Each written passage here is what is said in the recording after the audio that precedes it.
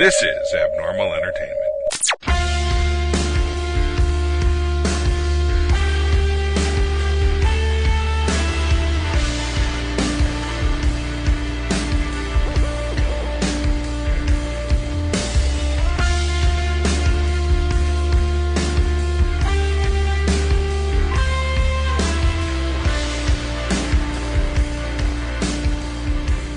Hey everybody, this is Daniel Garza, and welcome to another episode of Put It Together.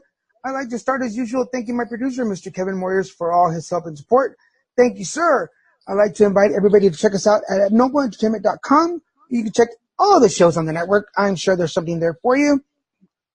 If you'd like to follow me, go check me out at Facebook, Twitter, Instagram, and YouTube. My handle at Little Mexican, LILMESICAN. If you like to check out my webpage, littlemexicanproductions.com. Go check it out. It's still under construction, but there's some stuff there, so go see what we have and follow us along. This week, we are rounding out the authors of the Positive Minded People book. I hope that you've been listening. If you have not and you're just joining Put It Together, go back. There's 9 authors. They're all amazing. They all have their own story. I am pretty sure, no, I am really sure that as you listen to the stories, you're going to find one of them or all 9 of them that connect with you, because I surely have.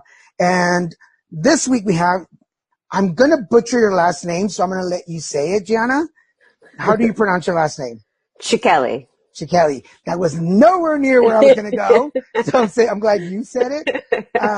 Giana, welcome to the show. Thank you. I'm happy to be here. Glad to be here. Thank you. And so I'm running out the episodes. You guys took over my October and November with those. Yeah. I tell everybody that's been here, like when Michelle approached me and said, hey, we want to do your show, I was willing to give everybody 20 minutes on my episodes. I'm like, we'll get them all in 2 episodes. They're like, no, we all want an hour. I'm like, oh, okay. Like these positive people are possibly very demanding. But I will take it. It has been, because I'm rounding out the 9 with you, I have to say, and I've said to everybody from 2 on, it has been such an honor to interview and have you guys on my show. I have connected, and I'm pretty sure that as I listen to your story, I will find the connection there. I've connected with something about everybody's life, and it's made me feel like I wasn't crazy. I wasn't alone. So I'm pretty sure that people who get the book, who read it, or listen to this episode are going to be like, oh my God, Giana and I are so alike. I need to get the book and read her story, or follow her. So let's start with from the beginning. Like, Giana, how do you put it together? How do I put it together? How do I put it together? My life, I feel like there's so many different facets, but the running theme is always magic. So how I put it together is magic. My life story starts actually in the church. I was raised Christian, and I was really into Christianity. And I think I was just telling the story the other day. I didn't understand why anybody had such a hard time with the rules that you have to live by in Christianity, like waiting till marriage and like telling like all the rules that had to do with like the Christian cosmos or dogma. I was really good at. And then I figured out I was gay, and that's why it was super easy to not want to have sex with guys before marriage. So there was this real interesting like explosion in my life where I was super into Christianity, super into the church, part of the Christian club at my high school. And I kind of lost everything all at once. Not only did I figure out I was gay, I figured out the Christian club at my high school, they weren't going to allow a woman to lead the club because a woman can't lead in the church. So it was that, it was the 90s. There was this moment of like, wait, what? I'm going to be alienated from my own belief system. And then like at the exact same time, like, and you're gay. And I'm like, oh, Wow. So I lost my religion in a manner of speaking. I mean, I could have stayed with it and agreed that I was living in sin or something of that sort, but I couldn't imagine that love was a sin. So I decided, no, I'm out. And I can't leave the church anyway, so why am I sticking around? Wow.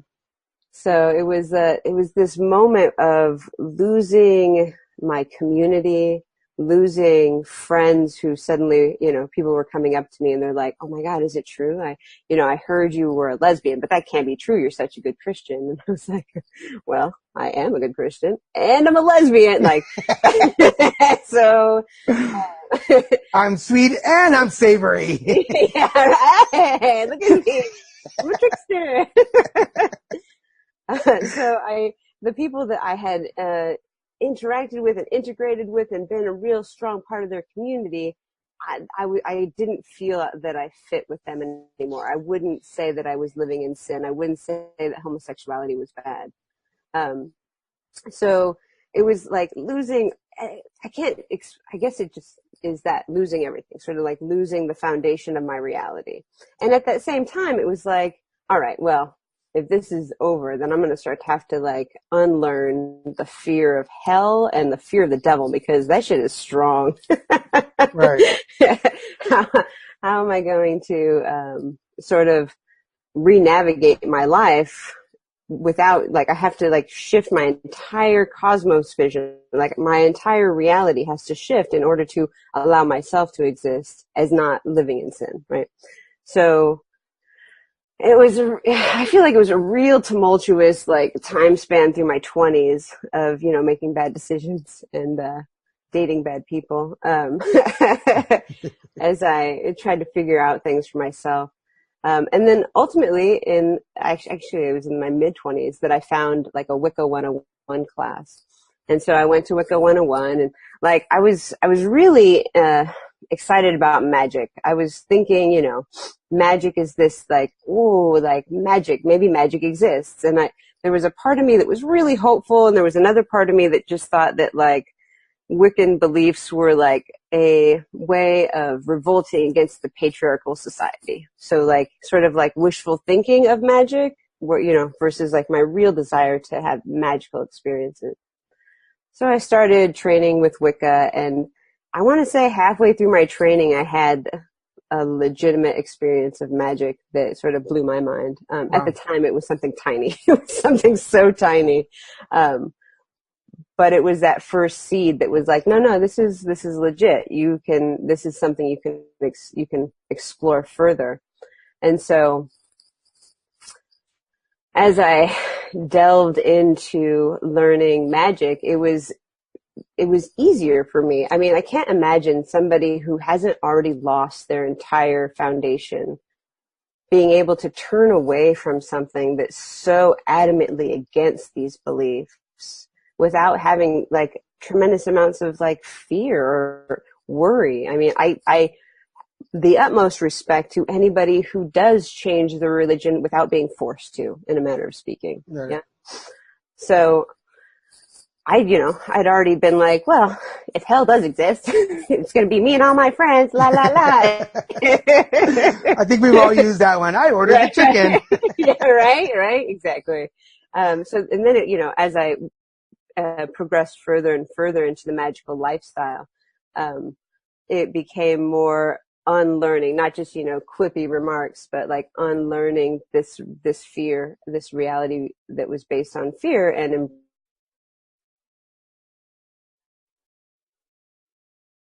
Hello?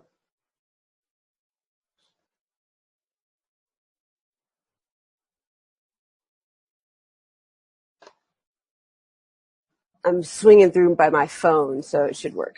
All right, cool. We're back on. All right. Awesome. We had a little technical difficulty here, folks. Something's wrong when the other screen is frozen. I'm like, Giana? I was like, hey, did I lose you? Yeah. I was like, oh, she's gone. Where did I end?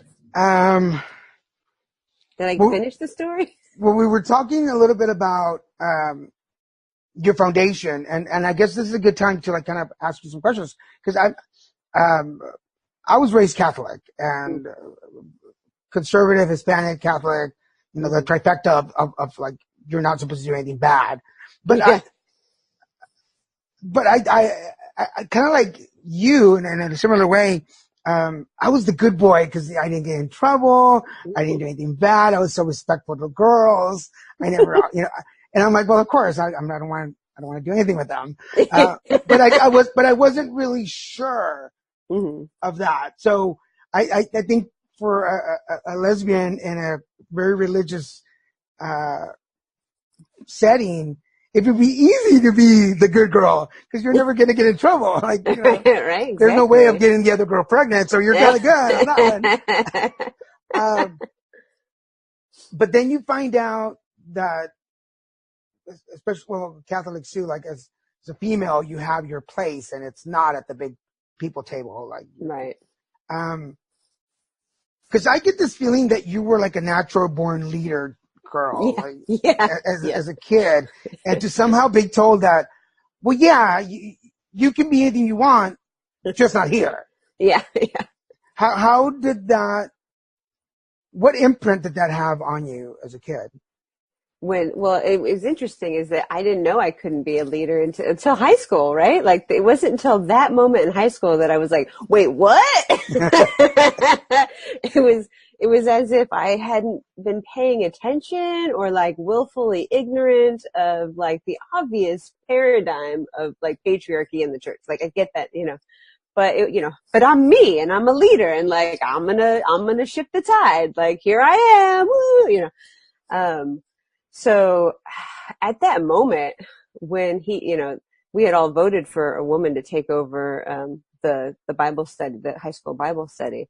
And he had come in and said, we have to take a revote. A woman can't lead in the church. It was like at that moment, I was like, whoa, like it was like one foot went out the door and I just couldn't be party to something that still continued and perpetuated my oppression. So it wasn't so much, I'd like to think that it wasn't so much the religious or the spiritual belief. It was more of the way they were maintaining it, I guess. Right. Yeah. I mean, yeah. Ultimately, because I still Jesus will still show up in my spiritual interactions, currently.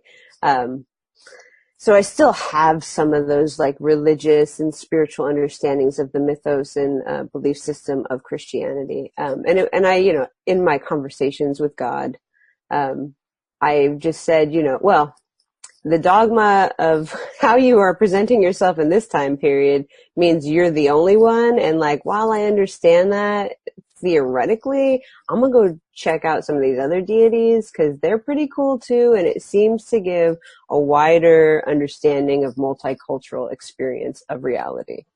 So I have that conversation. I'm not, send me to hell.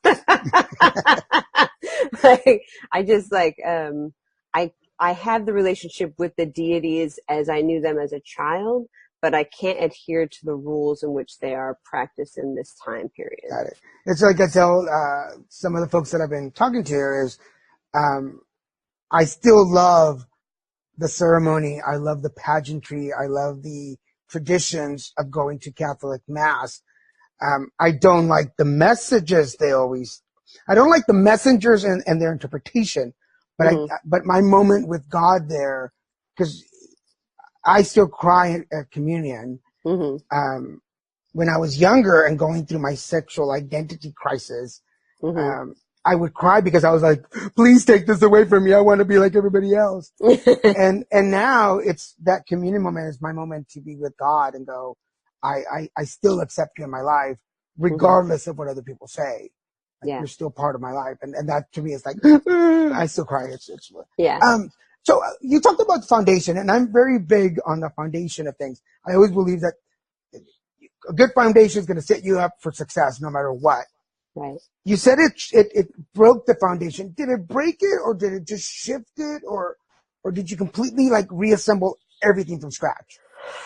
It feels like I reassembled everything from scratch because up until that point, I didn't do drugs. I didn't have sex. I didn't I was so I followed all the rules. I didn't break the law. And then as I lost my religion, lost my community, it like broke the foundation so I could create a new foundation, I would say. But at the time, it just felt like I was free falling through what I could not describe. It's like I was free falling through the unknown.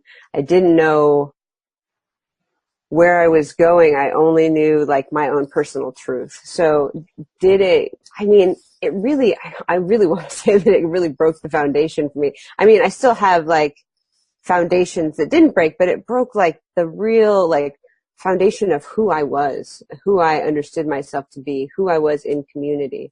And this has sort of been coming up for me a lot lately, is because I've been starting to like reintegrate myself into creating a community. I just bought a condo last year, so I put down roots. I'm like becoming like, all right, I'm going to settle into a place and put roots down and create community. And I can always travel from here, like calming the little side of me that really wants to fly, And so you can, just be here, and as I'm starting to create community, I am coming to like face to face with like these old wounds that are like, afraid of losing community again, afraid of opening up and being that vulnerable to a group, like to a community, to a group, for fear of like sort of losing that again. And at the same time, like I'm, as I do my magical work and I do my shamanic work, I know what this is and I know how to work through it. So I continue to like work on healing practices in order to get into it, but it is very, very raw, like very right now for me. Well, I think one of the things that I've discovered over the years of doing my show is people who I talk to that have come from a very strong spiritual background where you never thought you were in this bubble per se. And as we come out, we become more vulnerable and we are vulnerable. What does vulnerability look like to you? Oh, what does vulnerability look like to me? Well, I am like, as far as I know about myself in interaction with others, I am different. And so being vulnerable for me is like, this is all the things I am. Do you still accept me? Right? Like I'm a lesbian. I practice witchcraft and magic. I practice shamanic practices. I have all these different things that I do. I'm an academic, sociology professor. So like, for me, being completely vulnerable is to like allow people to see the full breadth of me without having that fear of like, oh my God, what the fuck is this? So, what does it look like to be completely vulnerable? For me, it's like one step at a time, moment by moment, just like allowing myself to be seen. That's very cool. Yeah. Cause I think a lot of times we leave a group and we're like, I can do this. I've got my superhero logo on my chest and I'm going to take over the world. And you get out there and you're like, but what if they don't like anything about me? Like, Yeah. God, now, do you believe, or has it happened that sometimes it's more about you're not quite accepting everything about you that makes you fearful that others will not do it? Oh, definitely. It's like, our reality reflects our inner world, right? So like, yeah, the fact that I get worried has to do with, I think, the previous experience. And then on top of that, like, there's one side of me that's like, I talk to my cats and I talk to the trees and like, la, la, la, la, la. And then there's another side of me that's like, don't fucking tell people that. Am I allowed to cuss on this? Yes. Yeah, go for it. Yeah. Okay. Don't tell people those things. You're like, one of these days, somebody's going to say you have a mental illness. And like, you got to be careful. Like, yes, you accept your reality for what it is, but, Western society's view of your reality makes you very different and challenging to the normative. I think that's another part of it is like, I know that I'm a trickster and I know that in my life path, it seems that my like purpose is to constantly test people's understanding of reality. And by doing that, I have to push up against the normative behaviors that are expected of people. So they don't like that. Nobody likes that, and I'm like, I try and do it with a smile, like, hi. Yeah, because okay. it's one of those, I'm going to screw you over, but I'm smiling. Aren't I adorable? I'm going to shake up your world, but it's for your own good, I promise. But look at me, I'm adorable. I'm adorable. I'm going to do it with a smile. I'll give you a hug. Why do you think those things? And they're like, ah. Well, first of all, there you go. I was about 10 years old you just triggered this memory. I was about 10 years old and we were at a park in Dallas. I grew up in Dallas. And for some reason there was this big tree and I felt like hugging it.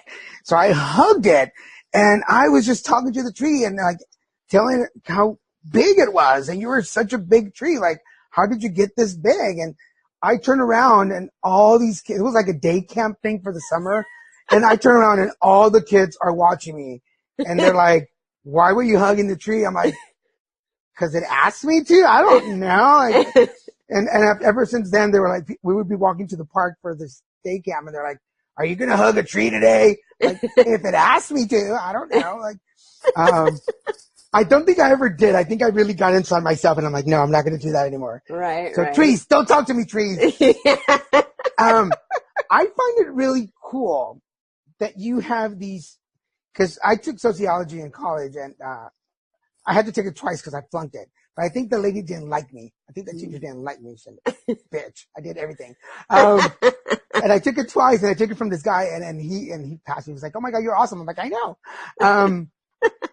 So there's this very scientific person, this logical, seeing facts, seeing reality. And then there's this magical side of you. Right. How do those two sides work together, or do they? Actually, I find they work really well. I am trained in like the logical, rational, like scientific realm. And actually, when I first started learning magic, every time I would do a magic spell, I would implement the logical tests that could show me whether or not it happened because that's how it would logically happen, or if, this magical thing happened because it was magic. So I would spend a lot of time in my early magical practices testing things out. And then one day I realized that magic actually follows its own particular type of logic.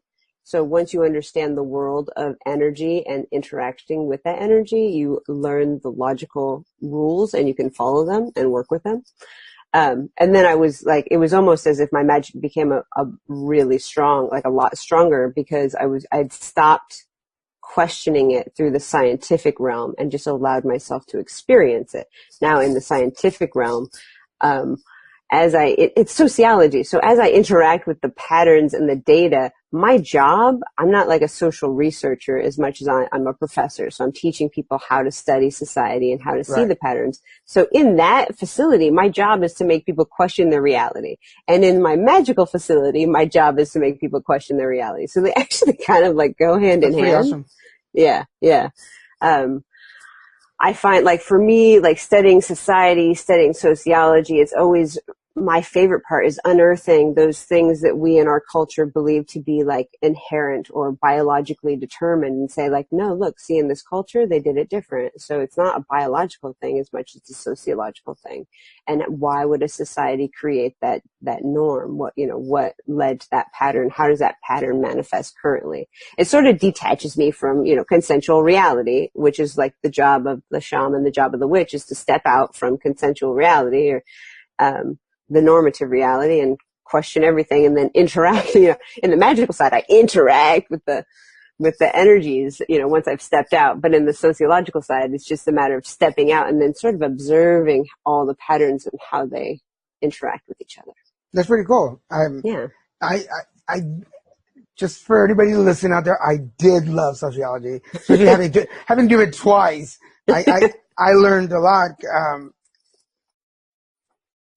And I'm glad that you said how they work together, because for a lot of time I was very conflicted, especially when I started practicing myself and doing readings and I became a Reiki master, in 2015.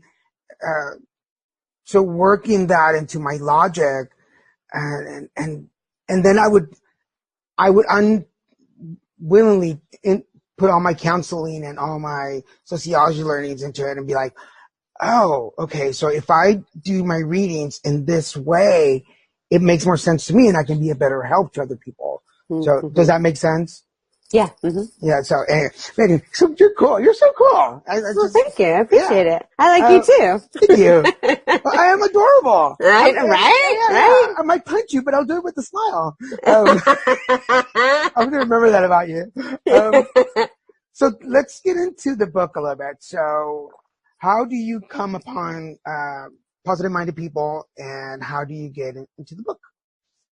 Positive-minded people, from what I understand, because I still kind of feel like I get it, and then at the same time, I mean, I get it. It's people coming together and each writing a chapter on how they were able to shift their life experiences into something, for lack of a better word, positive, but really like empowering, taking their life story and creating an empowerment stance, or flourishing into themselves through their story, not allowing the things that could have broken you to be the break of you, and instead growing from that and becoming. So everybody's got a different story and how they work with it. I feel like the book gives people, like you were saying, that ability to identify with other stories, like, oh, I see myself in that.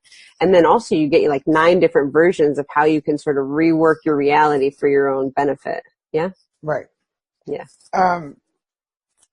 Were you part of the meetup group, and that's how you? I was not part of the meetup group. I know Calvin. Okay. I know Calvin, and I know Jeremy, and I know Benny. And so because I know them, I sort of got in that way. I recently found out about the meetup group. Yeah, I just did too. I'm like, how did I not know about this whole time? So tell people, when they approached you, I'm guessing they approached you to come be part of the book. First reaction. Yeah. Heck yeah. Let's do this thing. I think my first reaction was, what do you want me to write? And because like I was working on I think I had just published my book, Magic Where You're At. And, so I was already like sort of in that mode of like writing, and like, because I come from like a magical background, when they were telling me like what this book was, Positive Minded People, I was like, okay, so my chapter is like how I'm positive, like they're like, yeah. And so I like did a chapter of like how to be positive in your life, like a how-to manual, like coming from like my background of like witchcraft. So like I'm gonna, and then, as Calvin was going through the chapters and giving us all edits back, he came to me and he's like, no, none of this. And I was like, what do you want from me? And he's like, you tell your story and how you made it work for you. I was like, oh, okay. And then it was like, yes, I'll do this, definitely. And then it just sort of whoosh came through. So yes, I said yes immediately. I wanted to be part of the project. I love Calvin and Benny and Did Jenny. you know what story you wanted to tell right off? No. No. like I said, like the first draft, was like, I always like to tell the story of like, because when you say being positive minded, when I was a kid, I was very pessimistic with not positive minded. And I have a story that like starts sort of like my transformation into being positive minded. Because I was such a pessimist as a child, I had this one experience with my mom where I wanted the new Nike Air Jordans, and like I had, saved up, half the cost of the Jordans, and my mom said she would meet me, for the cost if I, did enough chores or whatever. So I finally saved up enough, and it was time, and we go to the shoe store, and they don't have my size. And so I go home and I'm just throwing a tantrum like, why does this always happen to me? I just want the Air Jordans. And my mom was like, you know what, Giana, I'm going to teach you a lesson right now. There are 2 ways you can be in this world. You can be an optimist or a pessimist. And I'd be like, what's an optimist? She's like, get the dictionary. So like, I go and get the dictionary and I like read off the definitions. And I'm like, okay, but what are you talking about? What does this mean to me, Mom? And she was like, being an optimist or being a pessimist each take the same amount of energy. But if you're a pessimist, you're never going to figure out a way to get what you want. And if you're an optimist, you will find a way. So here's the, here's the, what's it called? The yellow pages. Here's the yellow pages. Call all the shoe stores in the area. See if they have your size and have them put them on hold for you. I was like, oh, Yeah. you mean I can get the shoes today? Is this how this works? Wait a minute, lady. Oh, yeah. What is this optimism you speak of? So, that was sort of how I wanted to start it. But then, that sort of goes into like, then I'll start talking about like how to shift your reality, because that's a major tenet of shamanic practice, and it's a major tenet of witchcraft practice, is to not be like enslaved to the confines of your story, to shift the reality so that you are no longer trapped, right? But then, so scrap that chapter. Then it was like, well, what story do I have? And I think, as soon as I started writing, the major story is coming out, and then also becoming a witch. Because because why not? Yeah, why not? These things seem to be the things. So you took a big sigh there, as you said, the coming out. Yeah.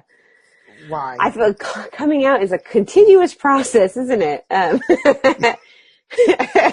I feel like I'm always coming out, and as a professor, I come out to my class at the beginning of the semester just so they know that, this is the reality, just in case you're going to start saying some homophobic stuff. And then also, like, this is my bias. So, like, as a sociologist, we're studying society, and I don't believe that you can ever be completely objective in your studies, that your personal bias will always affect the data and how you perceive it. And so part of my personal bias is that I'm a homosexual. Like, that's going to be part of my history and part of how I see the world. So you have to be aware of that. And with, I don't know, it's sort of like what is it with the coming out? I used to have, when I first came out, I shaved my head. So then everybody knew I was gay, Then it was like, I dressed like a boy. I had a shaved head. I probably wore rainbow patches and did all the signifiers that would make sure everybody knows I'm gay. Right. I'm gay, And now I'm more feminine presenting. And so it's a constant, it's continuous. It's like If it makes you feel any better, and there's a picture out there with me in Dallas. I grew up in Dallas. There's a picture of me at Six Flags in Dallas with Bugs Bunny. I'm wearing Daisy Dukes, a green, white. I'm having trouble connecting to the internet. Take a look at the help section in your Alexa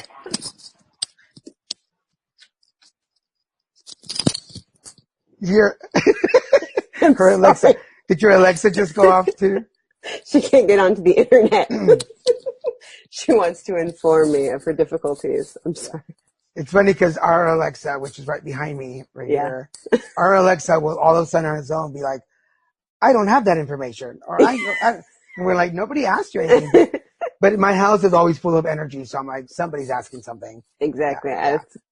Sorry. So Daisy Dukes. Yeah. So there's a picture of me, and I'll have to post it now.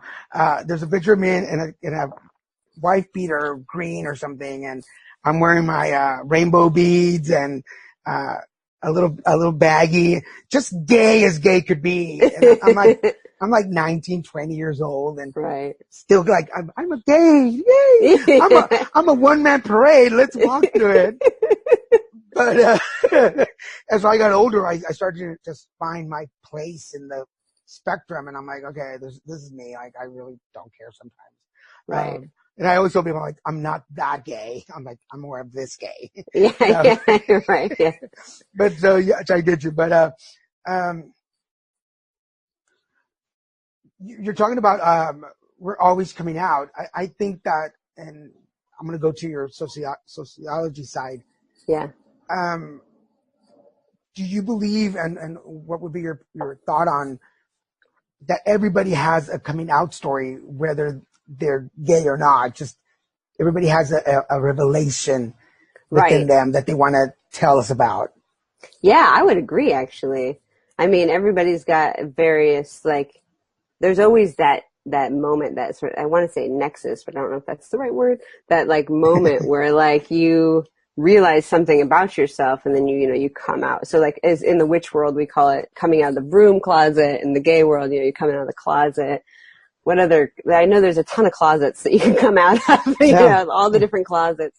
I feel like with the homosexual thing, it's, the coming out is part of necessity if you don't read as gay in your day-to-day life. If you're single, if you want to like make sure people know, hey, this is wink, wink, wink, wink, I'm single, gay. So, because sometimes people are like, I don't care, why are you coming out all the time? Or like, you don't need to tell people what you are. I'm like, no, I do, because I would like to have a partner eventually. Like, if they need to know I'm gay. I don't mean to laugh. I'm sorry.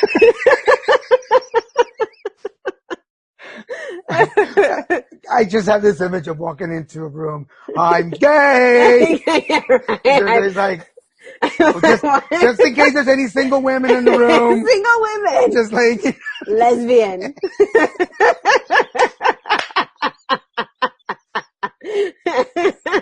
Anybody else gay here? Because we can't tell. I watched that WNBA last night. Boy, it was good. Other cultural now my Alexa just talked. She just yeah, she responded to yours. When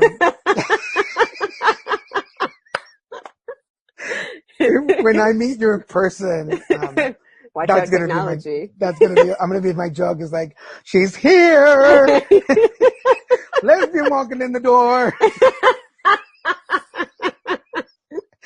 And not in a homophobic way, people. Not in a homophobic way.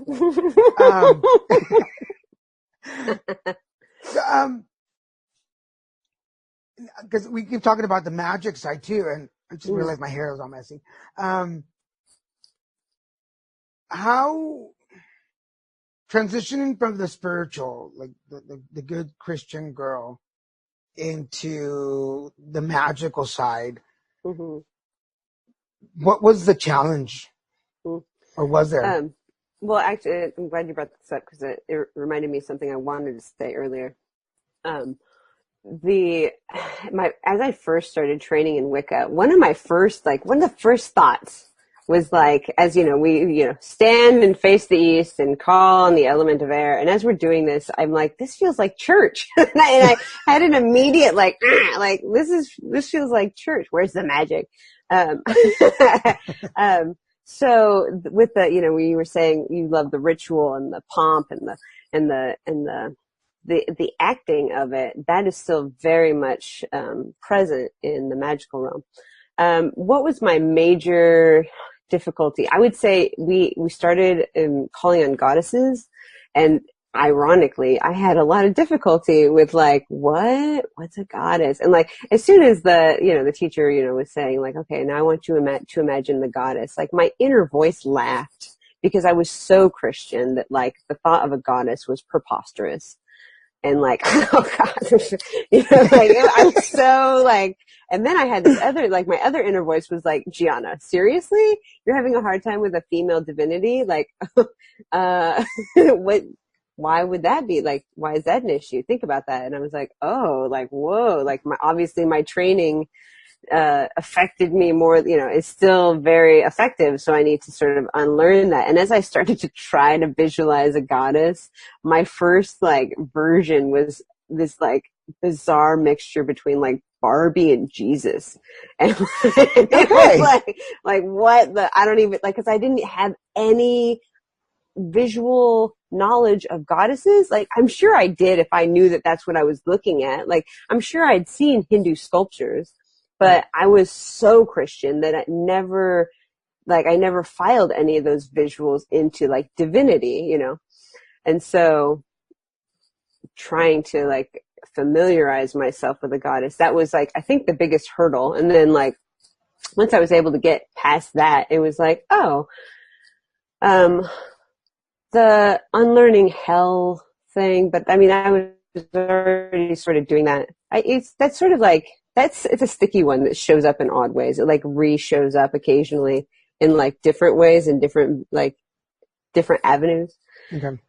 But mostly because I had already lost the rules of the previous religion, it made it very easy for me to be like, whatever, like, I'm going to learn this if I like it. And that was my major thing. Like, I'm not going to, if this is feeling like church, I'm not going to stick with this unless it's like better than church, because I've already done that thing. And like, that didn't work out so well. And it was halfway through my training that we were doing a banishing ritual. Like, it was like we were doing this ritual of like to get rid of things that no longer work for you in your life, And like you get to write out a little list of things you want to get rid of. So I wrote on my little list and like folded it up. And then, we opened sacred space and we're doing the church type thing again, and I'm like, eh. But as we were doing that, my left hand started vibrating. And it's funny, as I say this, my left hand is actually vibrating right now. So the spirits are here. Mm-hmm. You're right, obviously. As my left hand started to vibrate, I was like, ooh, what is this? And then, I put my little piece of paper into the cauldron, the fire in the cauldron and, burned the paper. And in the next 2 weeks, the things that I wanted gone left. And I was like, whoa, whoa. And then I was in. I was like, oh, okay. So it's not wishful thinking. Like this is legitimate. And so I forgot why am I telling you this story? Where are we? Where am I? The trouble that you had converting from religion to the... Yeah, as soon as that happened, I was in. I was like, card-carrying member. Let's do this thing. Like, now I know. It's available. And I don't prescribe to any one particular practice. I believe that I'm sort of eclectic in the sense that I feel like every religion has seeds of the truth. And they're all embedded in this mystery. And so my job is to be a traveler of the mysteries. That's pretty cool. When I started really getting serious about my gifts and receiving the message in spirit, I was working at a shop. So there were 8 readers that would come in through the week, and I would ask questions and I would take little bits from everybody and be like, oh, I like that. And then I knew that they each had their own background. So when I started really practicing, I started a group here in Laguna called Light Nights. And in the end, there was about 10 of us, and we would get together twice a month and share our gifts and try new stuff, psychometry and pendulums and writings and just all kinds of stuff. And I started to pick up a lot of stuff. So when people ask me, like, so what's your background? I'm like, Catholic. I'm like, I can't define one part because I've been learning on my own for so long that I'll sit and watch you and I go, oh, I like what she said there. I'm going to practice that next time. Right. And then it just becomes this I'm a mutt when it comes to the spirituality side. It's like, whatever resonates. You say mutt, I say bridge person. Bridge person? I would say, bridge person. A person who is a bridge between multiple belief systems. How's your connection with your family now? I mean, do they know Very about good. this side of you? Yeah. Amazingly fine. I feel like I had more difficulty coming out as gay than it was almost like that was the real difficulty with the family. And then that sort of, everybody gets used to like, all right, like, okay, Giana's gay. It's not a phase, so now, I'm reaccepted into, everybody's fine with it now. And then it was like, it's like I've already busted through the wall of like being totally different that like, Giana's doing something else. Okay. Like they're all sort of like, what, it's just Giana, like, and, we just had a family picnic a couple weeks ago. And, at the family picnic, I'm a vegetarian. And so, I brought my fake meat, and one of my cousins, he like looked at me and he's like, could you just be human? And I was like, that's like, actually, I want to say like, that's the best compliment you've ever given me. Of course I'm not human. I mean, finally we see eye to eye on this. Now that we've understood each other. Yeah. Now we understand each other. Exactly. I'm not human. That is, I keep talking with everyone that I've spoken to about the book is that there's a little bit of everybody that I'm like, yes, me right there. I raised my hand. After coming out in this Catholic upbringing, everything else that I've ever done in my life, they're like, oh yeah, that's that's like, Daniel. Yeah. When I told my family, I'm like, oh, I'm starting this new spirituality and I do readings and they're like, I was expecting this whole like, really? And like, I wanted to be very like, da, da, da. And they were like, oh, okay. And I was like, whoa. Did you hear what I said? I work with candles and oils. And they're like, there's a shop down the street. I'm like, that's not what I want. Like, could you be a little more amazed? And one of my nephews was like, Theo, like, we expect you to do weird stuff. Like, fuck you too. You've already broken the seal. Nothing else is going to surprise us now. Here you are. This is your position. Yeah. They done saw me in my Daisy Dukes and beads. Anything after that is like, whatever. Good to go. Yeah. Like doing candles and having ceremonies is not the weirdest thing you've done in your life, Daniel. I'm like, good to know. Good to know. Although coming from a Catholic Mexican family, I think if I did go vegetarian or vegan, that would be kind of to them like, what? What are you going to eat at the barbecue? So all there is meat. Right. I know, right? Yeah. Interestingly, I did not choose to be a vegetarian. The spirits told me that it was time, that they expected me to be a vegetarian. It was like about 3, maybe 4 years ago. They just came through really strongly with this message, like, you knew this was coming. And I was like, but did I know this was coming? They're like, no more meat. I'm like, really? They're like, no more. All right. So, I don't push my vegetarianism generally on people, but like, I mean, I love meat, but I can't have it. Yeah. I mean, come on, Giana. You can't walk into a room and go, lesbian, witch, vegetarian here. Any takers? Any takers? Hey, I hug trees. I talk to cats. And people are like at the table going, no, I just converted. I'm straight today. Yeah, you see what just walked in? This is what's left in the dating pool. It's okay. She's from Ontario. I'm like, man, somebody in the world is going to be like, yes, you're exactly what I'm looking for. Everybody else is like, what I'm going to look for that in the missed opportunities on Craigslist. I'm looking for a lesbian, witch, vegetarian. I'm like, I know somebody. Hold on. Let me listen to my podcast first. If she's still not crazy enough for you, I'm sure she can find something else. Right.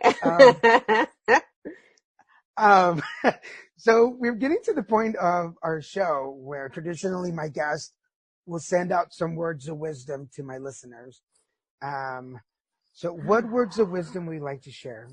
What words of wisdom? I recently, this is the thing that keeps popping into mind, and it's probably not even necessarily applicable, but I really like it. I was teaching sociology of aging, and I was telling the kids these days, be careful, if you're trying to drown out your inner voice with like really, really loud music, eventually you'll just be stuck with your inner voice because you won't be able to hear anymore. But what are my words of wisdom? Always listen to that inner voice. That inner voice will take you where you need to go. So get to know the inner voice and always trust your inner voice. Awesome. Have you always trusted your inner voice? Yeah, actually my inner voice got me out of a lot of sketchy situations. My inner voice is, there's times that like, when I weigh the pros and cons of like, what's the worst that can happen in this situation? Well, I'm relatively safe, so I'm going to ignore my inner voice because I'm down for the ride. Like I had those experiences, but when it was a real moment of peril, I trusted my inner voice always. Now, I keep referring to your two sides, the teacher side and the witch side. And is it safe to say, or do you prefer, like, is witch a good term to use for you? Yeah, I like witch. It's my way of reclaiming something that's negatively associated with women. Cool. So, and yours is the page where I found that story. I'll talk about it in a minute. Yeah. You know what I'm talking about? Yes. Yeah, I do. I found it so interesting. I was like, wow, I can't believe that. Okay. So I keep referring them as two different persons, your academic side and your witch side. Are they two separate, or are they all one? Well, I'm a Gemini. I should probably just well, Jesus. Boom, boom. Yeah, so not only, you keep bringing up, you're making it harder for me to find you anybody. Lesbian, witch, vegetarian, and Gemini. Holy crap, Giana. Why don't you just get 20 cats and move down to a corner house? Right now. I'm 10% of the way there.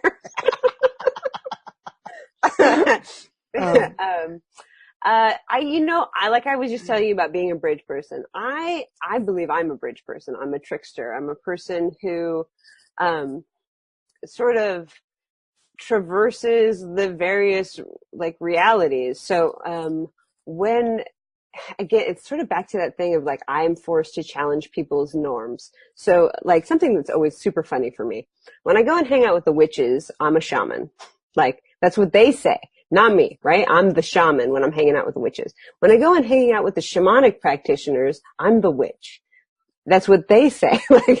I mean, I do both. I do everything that you all do, but they never identify with me. They're always like, oh, that one. So I tend to be this person that's always sort of bridging various realities. So the sociology, the academic, and the magical, bridging these realities. I'm sort of like a continuous bridge, a person who, if you come into academia and you think that magic is not real, and then you meet me and meet the academic side, you're like, and then you hear me talking about magic, you're like, wait, what? Like it challenges you, and then, not so much, because I find a lot of magical practitioners are really into like reading and like investigating further, but not always the case. So like, if you think that academia doesn't go along with it, so I challenge that as well. I just sort of bring multiple worlds together within myself, and then you have to deal with that. So there is no ending of one to start the other. It's constantly in flux. It's yeah. like this infinity. Yeah. Of both signs, which would be the perfect explanation for a Gemini. I mean, sometimes my mom is a Gemini. Yeah. And she has Alzheimer's now, but when she was well, there was not she's in a great mood, and then all of a sudden, what happened? There was just this transformation that you saw before your eyes, and I knew it was coming. I was like, oh, there she is.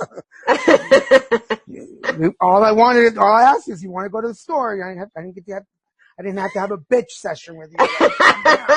It is kind of difficult to navigate what sets us off, mostly because we don't know. Like speaking for all Geminis in the entire world, emotions are I want to say they're very strong with us, but I don't know if that's the case. I have Scorpio rising, Scorpio moon, so like I'm inside of myself there's a lot happening.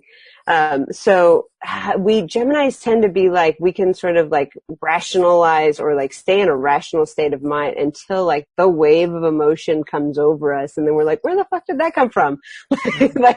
And so like, we don't know where it came from, and you just set it off. So sorry. Yeah. One of our good friends, my boyfriend and I, one of our really dear friends is Gemini. And not until I really got into more of the work. I don't do so much of the astrological things, Mm-hmm. but when that group got together, I started to learn more about it. And I do horoscopes for radio stations. Oh, cool. I record them in the morning and send them up to them. Mm-hmm.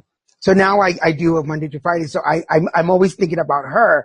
Mm-hmm. So when she calls me, sometimes happens in the morning, I always have like my own opinion. So I kind of know how to address her. She's like, but no, I'm like, did you listen to your horoscope today? Cause you need to listen to it. Like, this is exactly where you are. Like, you're being a bitch and I'm done with you. I'm not gonna. I am not here to cradle your emotions today. But so before we run out of time, tell the people where they can find you, your information. All right, where you can find me? You can find me on Facebook, Giana Cicchelli, or Giana. Yeah, I think it's Giana Cicchelli. On Twitter, I'm Mystic Giana. On Instagram, I'm Giana Bryn. I believe on Facebook, the Positive Minded People has a page. I also have my own personal webpage, GianaCicchelli.com, which I'll be posting information about the book release when I am privy to that information as well. So yeah, I'm on the internet. If you search me in Google, you'll find me. You also probably find my Rate My Professor rating. Ooh. Don't look at those. Don't tell me what they say. I don't want to know. Ooh. I have to go look at that. I rated all my professors from college, so I have to check it out. Ooh. For some reason, that part piqued my interest. But yeah, for everybody listening, we'll post, as this episode is up, you can go through the Facebook page for Put It Together Podcast, and you'll find all the links to Giana, so we'll post those on there. Awesome.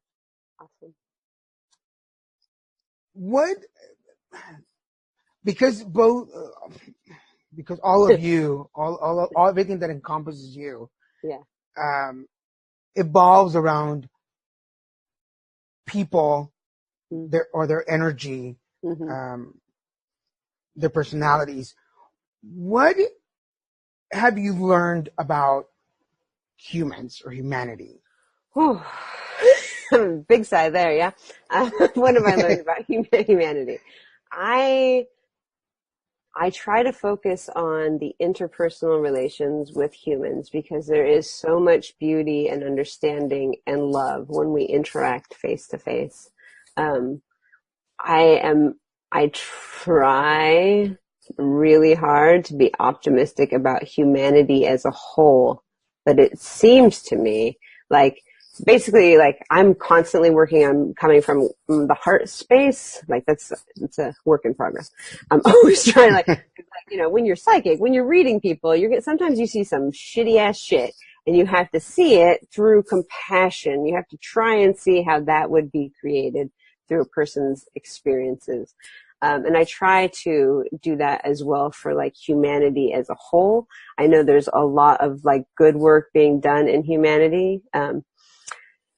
It's difficult for me to watch when the patterns start to become problematic for large portions of, society, of reality. But on an interpersonal, one-on-one basis or within small groups, I am optimistic. One way or another, we're going to evolve. That's the takeaway. One way or another, we are going to evolve.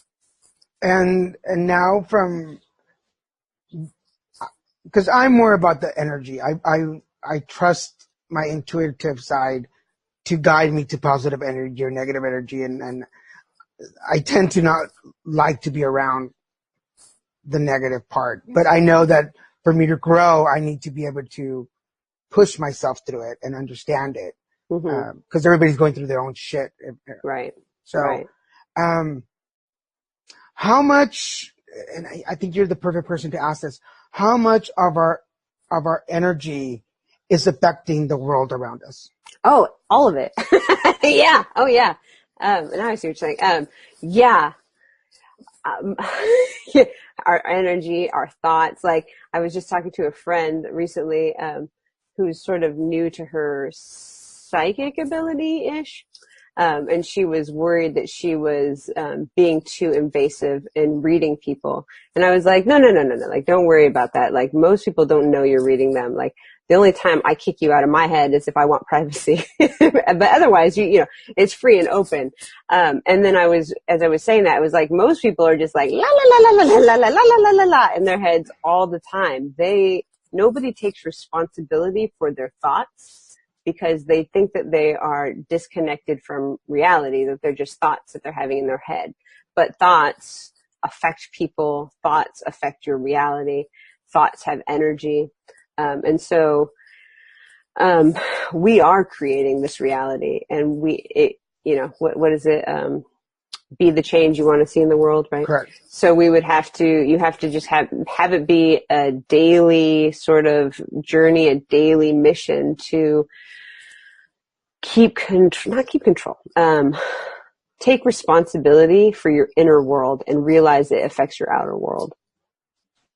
And responsibility is the key, I think. Yeah, because I constantly have this argument with Christian, my boyfriend, that I know I have an idea of what he's thinking over a situation, but then he says it out loud, and I'm like, stop saying shit like that. And he's like, why? I'm like, because you're putting that energy out, and we basically live together because we're either at his place together or here together, except for today because I'm working. But I'm like, especially when we're both together, I said, because you're putting that out in our space, you're Right. allowing that negativity to take over our space, and it sets off a ripple effect. So just be very aware. And we were having this discussion with some other friends who are also intuitive, and how disasters have been happening around us. I go, well, first, Mother Nature is going to be Mother Nature, and if she's ready to fart and make an explosion, she's going to do it. And there goes a volcano, and if she gets mad and stomps on the world and it's like, Right. there's an earthquake. Right. I'm like, it's been happening forever. It's just that we have social media now, and we find out faster than we used to. Right. But the way we connect with each other, not to get political, but we have somebody at the head right now who's putting out all this negativity, and it ripples. And either you, like I was saying earlier, either you fight through it and get to the other side, or you let it take over and you become part of the negative energy. Does that make sense? Well, it does. It's a fine line with this particular scenario, right? Because like, you can't be willfully ignorant of the reality of what's happening. So like, you have to say what's happening. You have to speak up, to speak out for, bringing people together, bringing union instead of divisiveness. But it is so easy to fall into the trap of the negative spiral of wanting to just there's so much news every day. There's so much negativity that you can just if you are a rageaholic, you are drunk as fuck lately. Yeah. Yeah, if that's your preferred, method of energetic, consumption, there's a lot to work with. So you can't give over to the rage. You can't let your life be dictated by the rage. But at the same time, a certain amount of anger is healthy because it is our duty to be engaging and interacting in our society. And there's, when things are very bad, this is a time where we either come together, I'm just going to leave it. This is a time, hopefully, we figure it out and come together as a people. Yeah, good. I'm glad we're on the same Yeah. pattern. Yeah, yes. Well, we're coming down to the end of the show, and I have to say this has been most enjoyable. All right. I do keep telling everybody this was one of my favorite conversations, but since we've come to the rounding of the book authors, this has been my favorite conversation, and nobody can take that title from you. Yes. But you were most delightful, and you're not that far. I hope that I can connect with you later, and I would love that. Yes. have you over for some vegetarian Mexican food. And that sounds delightful. I make some amazing veggie enchiladas, by the way. All right. All right. They are kick-ass. I mean, I'm coming over now. You know that. This is for real. No, yeah, I would love, Christian, my boyfriend, would adore you. He would just think you're like the best thing ever. You would become probably one of our favorite lesbians. Yes. Because I don't think we have any lesbian witch vegetarian or vegan. No, vegetarian. Vegetarian, lesbian witch, vegetarian, Gemini friends. I don't think so. I have to look on my Rolodex. If you do, send her my way. I'm looking. I'm gonna light a candle for you tonight. Until we find you one.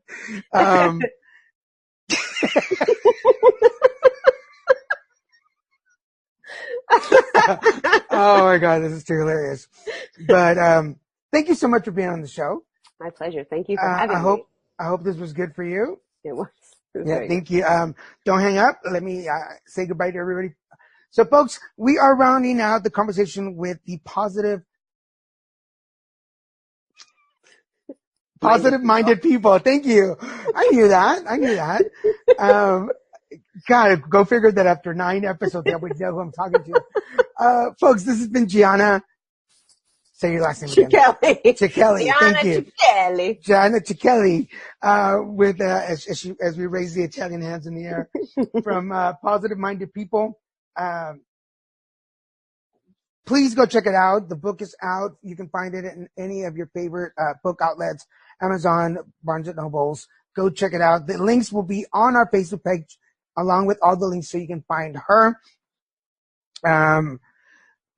Great experience. If you're anything like me, you will find a connection to one of the authors, if not all of them. I've had the pleasure and honor to speak to all of them. So if this is the first time you log into my page, go back and find the rest of the interviews. I guarantee you will connect with more than one of them, and their stories will resonate with you. I've fallen in love with all these guys. They're amazing. I can't wait to meet them. So remember, go check out Giana and the rest of the authors. You'll find them on my page. For now, I want to thank my producer, Mr. Kevin Moyers, for all his help and support. Thank you, sir. Find us on abnormalentertainment.com. Check me out on Facebook, Twitter, Instagram, and YouTube at Little Mexican or LittleMexicanProductions.com.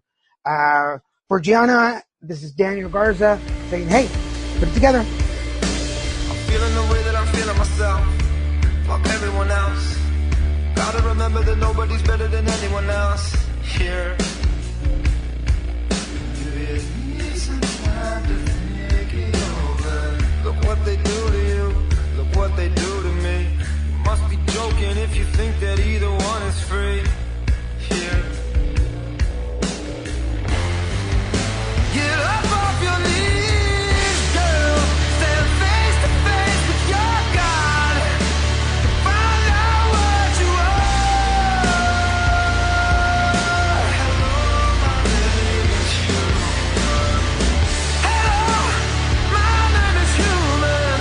Hey, and I came down from the stars.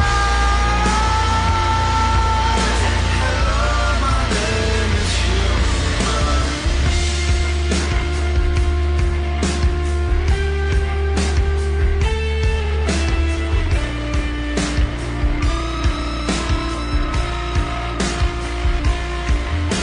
I'm ready for love and I'm ready for war, but I'm ready for more. I know that nobody's ever been this fucking ready before. Hey. Do you need some time to think it over? So figure it out, I don't figure it out. I figured it out. The bigger the river, the bigger the drought. Get up off your knees, boy. Stand face to face with your God. And find out what you are. Hello, my name is human. Hello, my name is human. Hey, and I came down from the stars.